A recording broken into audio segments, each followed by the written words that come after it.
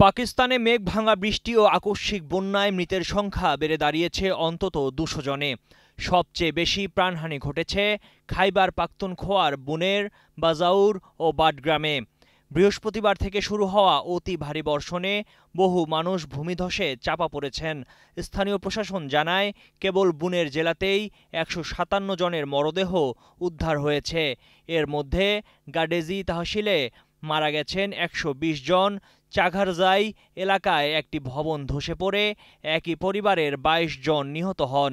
খাইবার পাখতুনখোয়া বিপর্যয় মোকাবেলা এজেন্সি জানিয়েছে, শুধু দুই প্রদেশেই গত ২৪ ঘন্টায় ১৮৯ জনের মৃত্যু হয়েছে। মৃতদের মধ্যে রয়েছেন ১৬৩ জন পুরুষ, ১৪ জন নারী ও ১২ জন শিশু। হিগুকান্দ ও পীরবাবা এলাকায় বহু নারী শিশু এখনও আটকা পড়ে আছেন। আল মদিনা নামের একটি হোটেল বন্যার পানিতে সম্পূর্ণ ভেসে গেছে। উদ্ধার ও ত্রাণ কার্যক্রম চলাকালে একটি হেলিকপ্টার বিধ্বস্ত হয়ে ২ পাইলট সহ ৫ জন নিহত হয়েছেন। অন্যদিকে পাকিস্তান শাসিত কাশ্মীরে ভূমিধসে আরও ৮ জন মারা গেছেন। নিলম ও ঝিলম উপত্যকায় প্রায় ৫০০ পর্যটক আটকা পড়েছেন।